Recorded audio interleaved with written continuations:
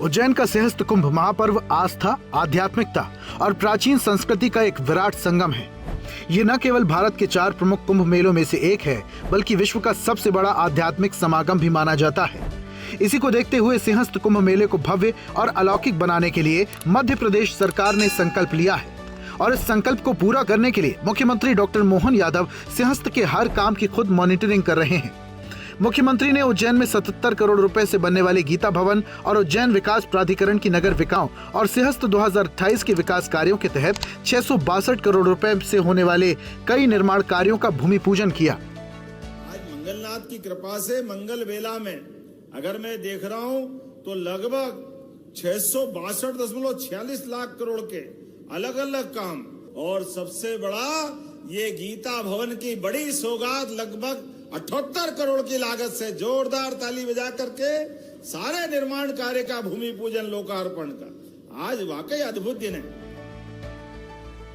CM doctor Mohan Yadav ने कहा, सिंहस्थ 2028 की भव्यता सुनिश्चित करने के लिए सरकार मिशन मोड में काम कर रही है। गीता भवन में अत्याधुनिक ऑडिटोरियम और ई लाइब्रेरी जैसी सुविधाएं विकसित की जाएंगी, जो ज्ञान व संस्कृति का नया केंद्र बनेगा।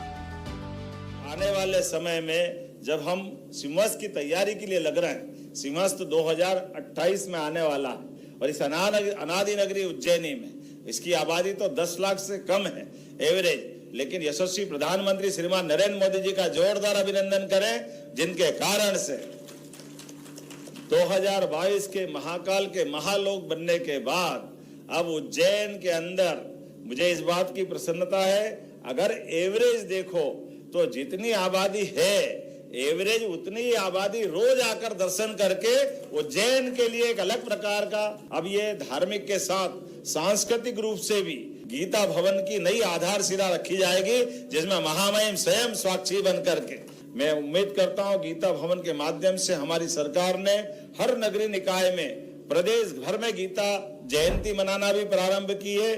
गीता महोत्सव के साथ गीता भवन बना करके हमारी सभी प्रकार की विचारों की परंपरा में एक सांस्कृतिक सभागार बन करके जहां लाइब्रेरी भी होगी, वाचनालय भी होगा, विचारों के प्रवाह करने के लिए सभागार भी होगा, ऐसी कई प्रकार की चीजें जोड़ करके हमने गीता भवन बनाने की जो कल्पना की है। बीते समय में जबलपुर, इंदौर ऐसे कई शहरों में हमने गीता भवन प्रारंभ कर दिया है। मुझे इस बात की प्रसन्नता है, शासन स्तर पर तो गीता भवन बन रहा है, लेकिन उच्च शिक्षा का गीता भवन भी हो सकता अगले महीने तक लोकार्पित हो जाए। मुख्यमंत्री डॉक्टर मोहन यादव ने कहा, कृषक कल्याण वर्ष के अंतर्गत किसानों के साथ साथ पशुपालकों की आय में वृद्धि सुनिश्चित करने के लिए ठोस और प्रभावी प्रयास किए जा रहे हैं। प्रदेश के पशुपालकों ने 1.25 साल में पशुपालन विभाग के सहयोग से दुग्ध उत्पादन में 25% की उल्लेखनीय और ऐतिहासिक वृद्धि दर्ज की है। मुझे इस बात की प्रसन्नता है, पशुपालन विभाग ने श्रेष्ठ काम करते हुए लगभग 1.25 साल में 25% दूध उत्पादन बढ़ाया, 25% अपने प्रदेश के अंदर। जोरदार ताली बजाएं हमारे अपने सभी पशुपालकों के लिए। मुख्यमंत्री डॉक्टर मोहन यादव का कहना है कि इस महापर्व पर दुनिया की निगाहें रहेंगी, इसीलिए सरकार की प्राथमिकता है कि हर श्रद्धालु को बिना किसी मुश्किल के पवित्र अनुष्ठानों में शामिल होने का मौका मिले। ऐसे में कई सारे कामों के लिए ये जो 3,839 करोड़ का तो NH 75/2 डी बदनावर पेटलावा थानला रोड का जो 4 लेन स्वीकृत किया है, जोरदार अभिनंदन माननीय मोदी जी का करें, उनकी कैबिनेट से लाभ मिला है।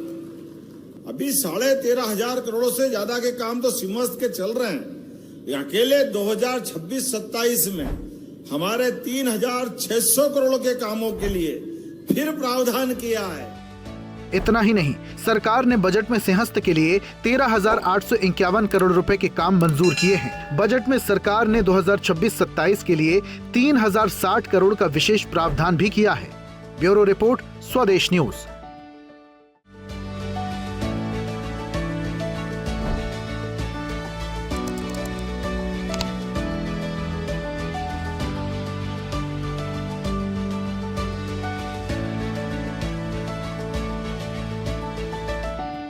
और ऐसी ही ताजा खबरों के लिए लाइक, फॉलो और यूट्यूब पर सब्सक्राइब कर बेल आइकन जरूर दबाइए और हर अपडेट के लिए विजिट कीजिए स्वदेशलाइव.com।